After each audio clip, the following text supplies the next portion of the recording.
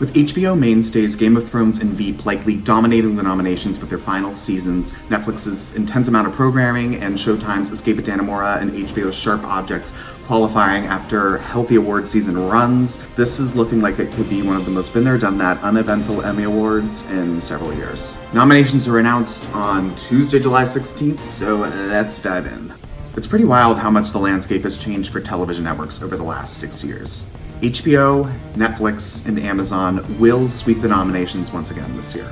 In 2019, the big three networks, ABC, NBC, and CBS, look likely to not even get nominated in Best Drama Series and Best Comedy Series. Just let that sink in for a moment. Up through the 90s and early aughts, the big three were completely filling up these categories, and now they're just fighting for one spot.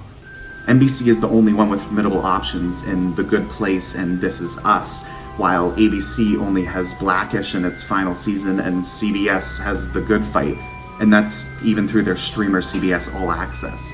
Netflix's prowess will be most obvious when the comedy series nominees are announced. Don't be surprised if the streamer lands a whopping 3, with newcomers The Kominsky Method and Russian Doll and awards darling Glow. HBO and Amazon should follow close behind with 2 apiece. Fleabag and last year's winner The Marvelous Mrs. Maisel for Amazon, and frontrunners Veep and Barry for HBO. Drama series has a little more network elbow room since the favorites The Handmaid's Tale, The Americans, Stranger Things, and The Crown aren't in contention this year. The AMC-BBC umbrella has 2 major players in Better Call Saul and Killing Eve. Personally, I am rooting hardcore for Killing Eve. It should net Phoebe Waller-Bridge her second Best Series nomination along with Fleabag in 1 year. FX's Pose is also one of the best shows on television right now, but I'm worried not enough voters will see it. I already mentioned NBC's fan favorite This Is Us, and Netflix should have no problem landing Ozark, but it will likely be their only drama contender. HBO will get Succession its first drama series nod, but it seems like nothing can topple the lackluster and thoroughly disappointing final season of Game of Thrones. Most of the acting slots go to performers in shows up for 2 of the big prizes. A huge question mark for a lot of pundits is just how many cast members from the 7 kingdoms are going to pick up nominations. The majority of people are predicting the entire leading cast to receive bids. Kit Harington and Emilia Clarke in leading drama actor and actress, Peter Dinklage and Nikolai Coster-Waldau in supporting drama actor, and Lena Headey, Maisie Williams, and Sophie Turner in supporting drama actress. Something tells me this is way too good to be true, especially since this season was undisputedly the worst of the entire series. Kit Harington didn't get nearly as much to chew on as he did in past seasons, and with Bob Odenkirk, Sterling K. Brown, Jason Bateman, Billy Porter, and Richard Madden filling up the other drama actor slots, there's little breathing room. Daenerys, however, pulled a 180 in this finale, and it wasn't great, but Emilia Clarke probably has a better shot than he does.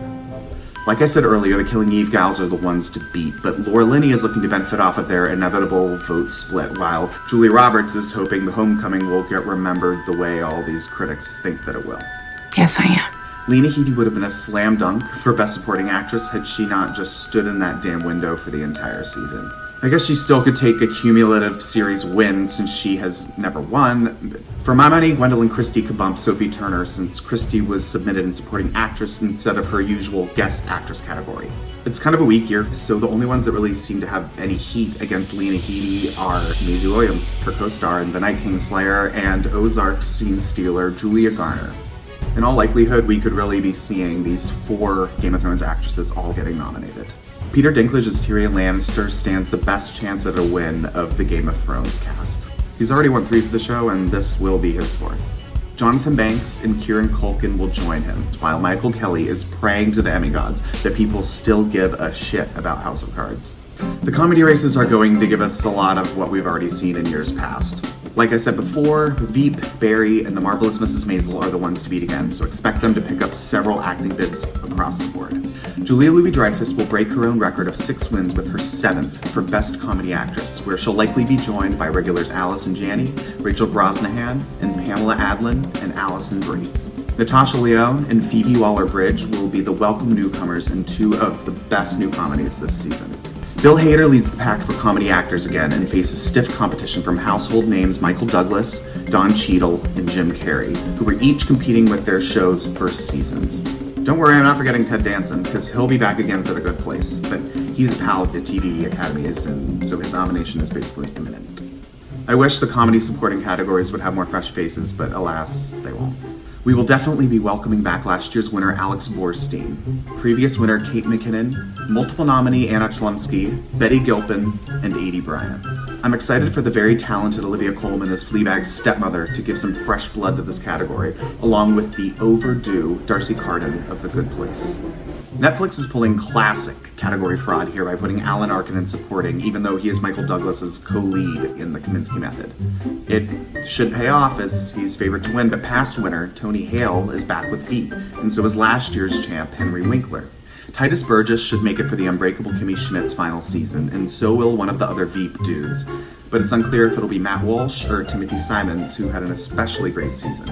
I'm hoping things turn out to be way more interesting than they currently seem to be, so here's hoping. Happy Emmys 2019.